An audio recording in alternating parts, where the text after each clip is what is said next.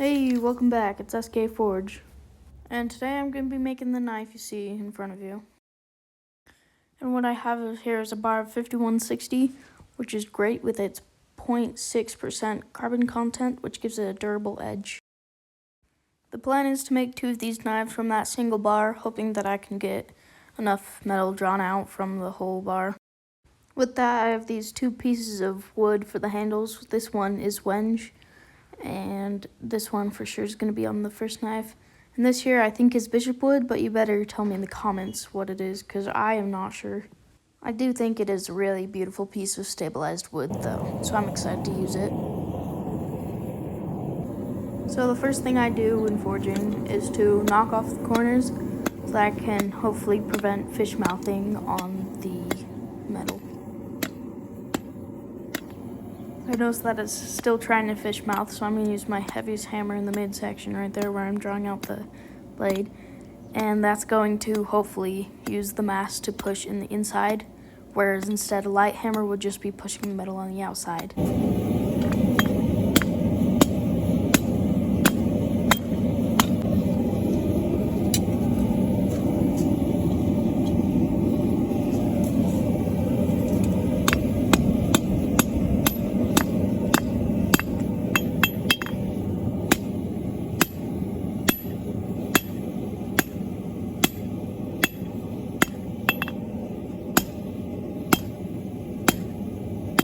Here I start to taper down the stabby part of the knife.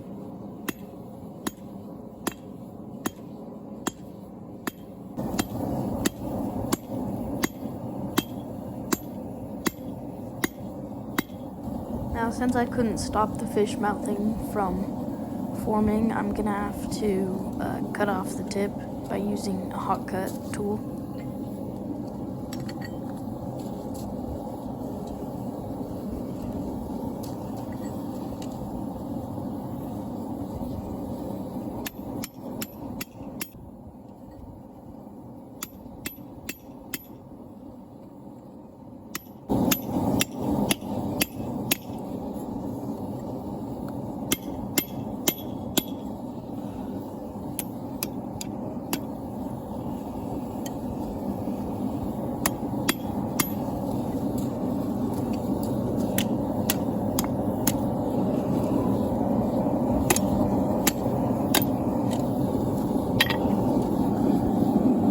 Once that's out of the way, we can start forging in the tip of the knife. The best way to get this done is by putting it at the edge of your anvil. This works really well so you don't hit the anvil itself, which will get in the way.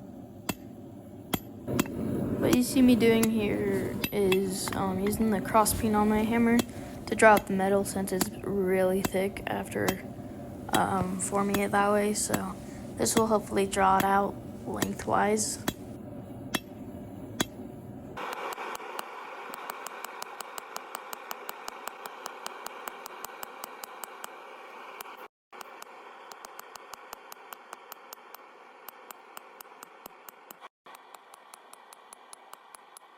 If you're wondering, I make sure to forge at a dim yellow to bright orange color, just so that the metal moves well enough, and because certain steels need to be forged at higher temperatures so that they don't form cracks.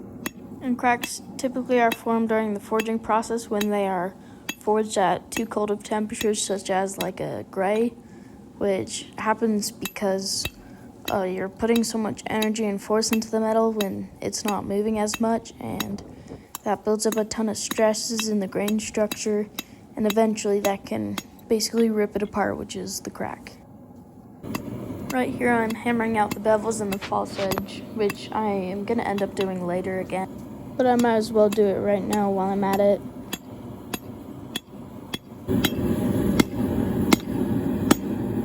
Right here I'm shaping the handle on the knife, and this part does take a while, so I'll spare you the details.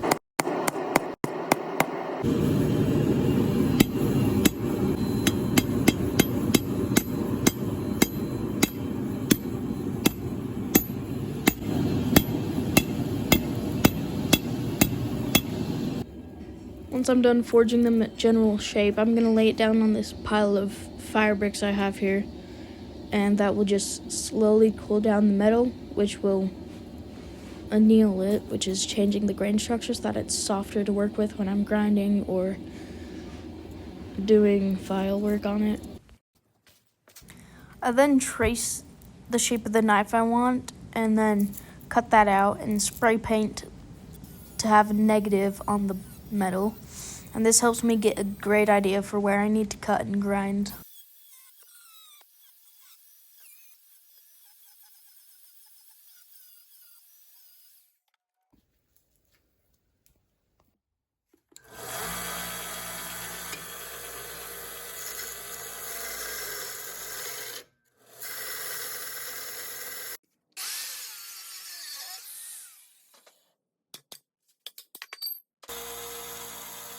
Next, I try to take off as much material near the handle as I can, which makes it easier to drill the holes for the handle pins and to save me drill bits.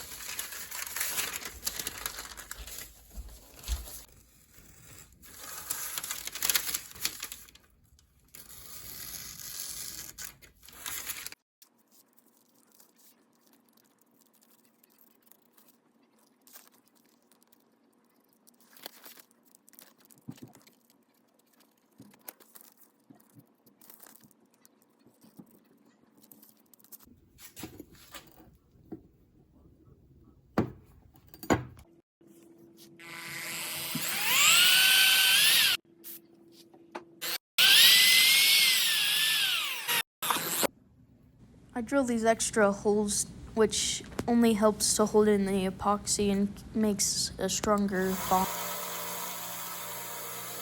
Now it's the time we get to start grinding in the bevels. And to do this, I start at a very obtuse angle and slowly work the way back to where I want the edge to go to. This part does take a while, so it's nice to learn patience if you're considering knife making. It'll make things 10 times easier.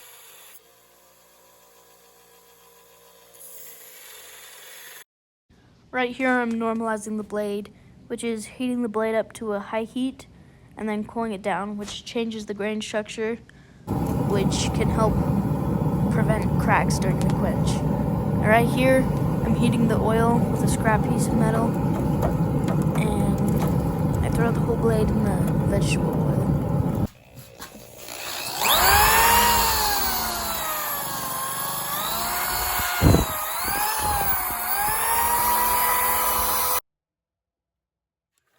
Right here I'm grinding all the surfaces again to clean up all that forged scale from the quench.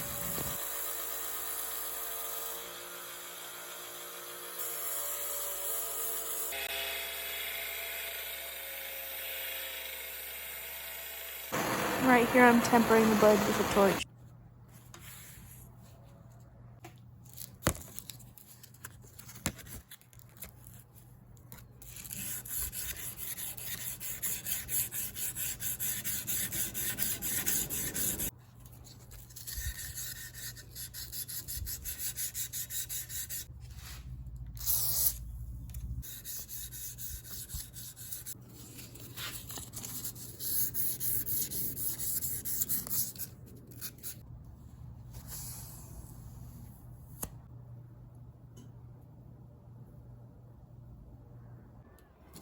I then take my two pieces of wood and line them up on the knife, and I punch these holes so I know where to drill.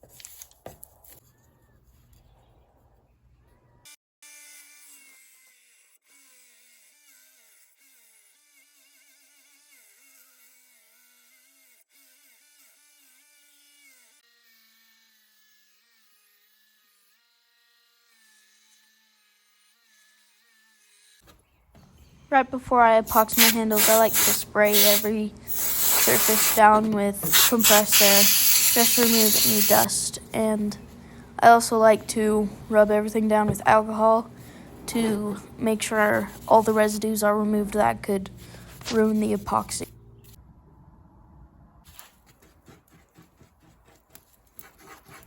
I like to mix in a bit of sawdust from grinding the knife, which helps hide the cracks where there might be more visible epoxy.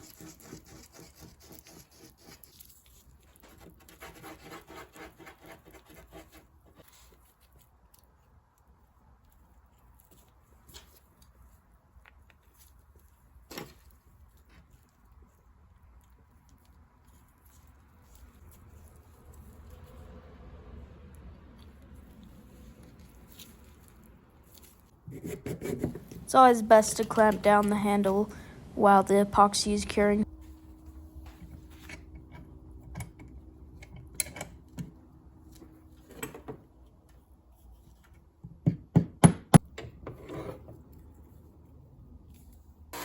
I remove the epoxy using an 80 grit belt, and I hand sand the rest to an 800 grit.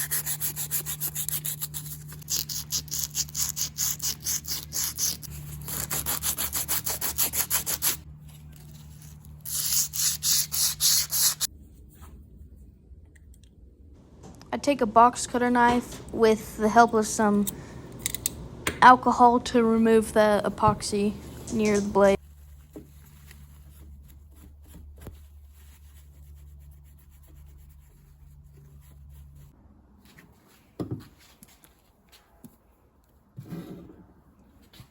I like to finish my handles with a mixture of wax and mineral oil. This helps really make the wood grain pop.